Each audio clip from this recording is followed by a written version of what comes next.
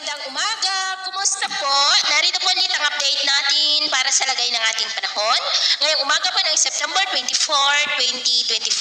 Sa ngayon po ay dalawang bagyo pa rin ang nakapagitan dito sa ating bansa. Ang Super Typhoon Nando na kahit malayo na ay nakahatak pa rin ito ang habagat na siya po ngayong nakakapekto sa malaking bahagi ng Luzon. At ang bagyong Opong na tuluyan na po na nakapasok sa Philippine Area of Responsibility at bahagyan na rin na lumakas at taglay na ang lakas ng hangin. Umaabot po sa 75 kilometers per hour habang nasa layo po ngayon ng 833 km east ng Surigao del Norte.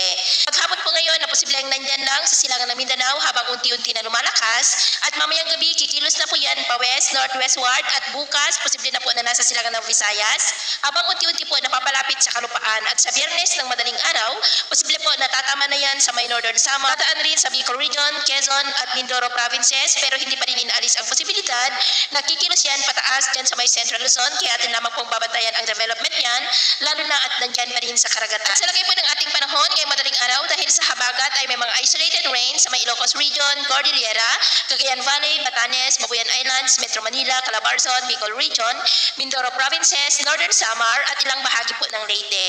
At mamaya ay sisikat naman ang araw sa malaking bahagi ng ating bansa pero dahil sa habagat ay cloudy skies with isolated rains pa rin sa ilang bahagi ng Northern Luzon, Central Luzon, Metro Manila, Calabarzon, Camarines Norte at Mindoro. At mamayang hapon, maayos naman ang panahon sa malaking bahagi ng bansa pero dahil pa rin sa habagat ay cloudy skies with isolated rains ang ilang bahagi ng Luzon, lalo na sa Ilocos Region, Cordillera, Central Luzon, Metro Manila, Calabarzon at Mindoro. Kaya kung lalabas tayo sa ating matahanan, ugaliin lamang po natin lagi ang magdala ng kahit na panangga natin sa init ng araw at proteksyon na rin po sa mga biglaang buhos ng ulan. At sa atin naman po mga baybayin, dahil pa rin sa habagat ay iwasan na muna natin ang papalaot sa mga baybayin ng kanluran ng Luzon mula sibol ng Palawan hanggang Batanes dahil ang mga alon po dyan ay posible na aabot hanggang sa 2.4 to 4 meters height.